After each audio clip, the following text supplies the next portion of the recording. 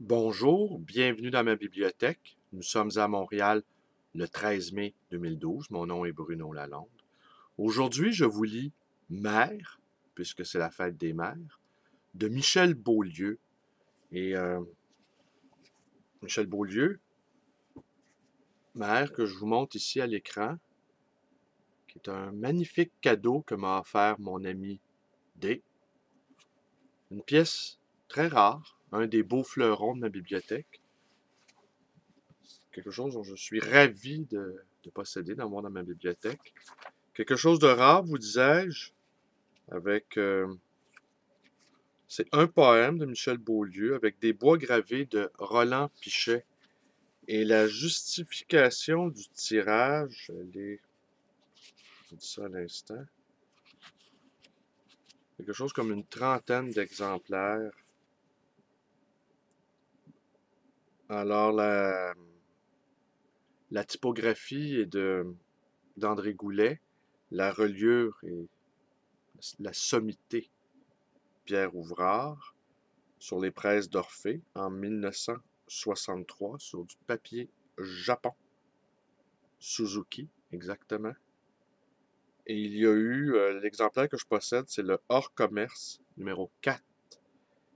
Et il y a eu 8 exemplaires hors commerce numéro 4 et 30 numérotés de l'édition courante, si on peut dire. Alors voilà, un petit mot avant. Je dois vous dire aussi que je ne cesse de penser aux événements survenus il y a 9 jours à Victoriaville. Je suis hanté par cette démonstration de brutalité d'un gouvernement inique. Et j'ai cru comprendre par certains commentaires recueillis à ma librairie que ça avait eu un effet psychologique assez important sur beaucoup d'étudiants, que cette brutalité, cette violence physique exercée sur des protestataires, fut-il des casseurs, rien de comparable. Hein? La violence d'un casseur est en rien comparable à la violence d'un État qui, peu à peu, se transforme en État policier. Et je recueille également à ma librairie beaucoup de témoignages de gens qui ont peur d'afficher leurs idées, pas juste publiquement, qui ont peur privément. Il y a une atmosphère de peur qui règne. Et si on met ça en parallèle avec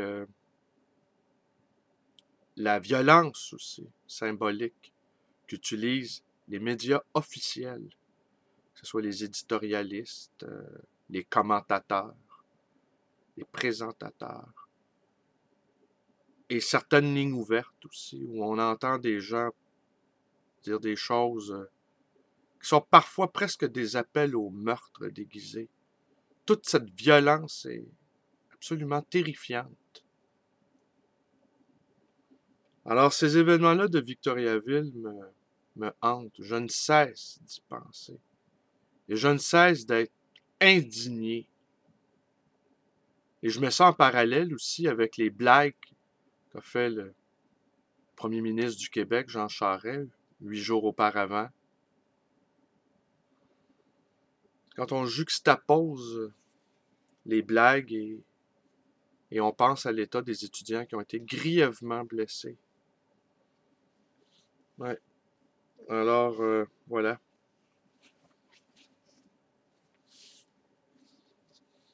Ne mourra pas qui n'est point né. Ceci dit, ceci répété plus loin. Le reste passe ou trépasse l'ongle à peine au creux de l'épaule et de la saignée de main. Il disait ainsi celui qui vint de loin, nul ne sut son nom, que d'aucuns lançaient au centre des travées, depuis l'antre, où l'homme informe bouge vers l'épissure des mains.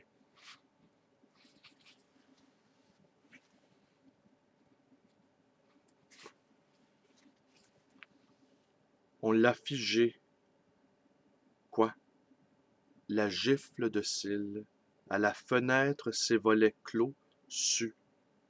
Depuis son dos vers le centre arrondi, un enfant le saisirait d'une main. Voilà les reins pétrifiés des statues. L'aréole de poussière et le coup de poing excessif.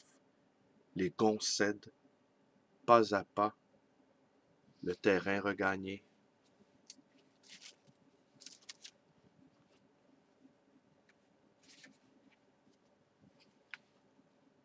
Voilà qu'on accourt de partout à la fois. Voilà qu'on glisse sur les parquets trop cirés des tuiles, aux genoux scellés. Un orage de couleurs déployé au nerf de l'iris. Des domaines, la fissure de l'eau, le soc. De tout geste, l'essentiel, bilboquet fixé. Meilleuse où les cris croulent sous le sel. N'est-il pas dit que le sang retourne au sang? Ah voilà, c'est tout pour aujourd'hui. Avant de vous quitter, je vais quand même vous montrer un petit bois de Roland Pichet. Ce magnifique livre. J'espère qu'on va bien le voir.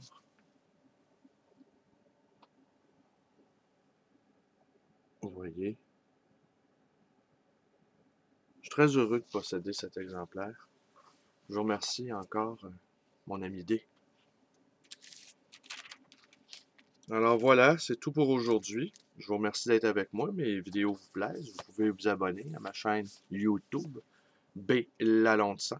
Vous pouvez également être un camarade, un militant, une militante Facebook en vous joignant à ma page. Vous pouvez me téléphoner à ma librairie, 514-736-0999. Vous pouvez également me rendre visite à la dite librairie d'occasion, le livre Voyageur, à Côte-des-Neiges.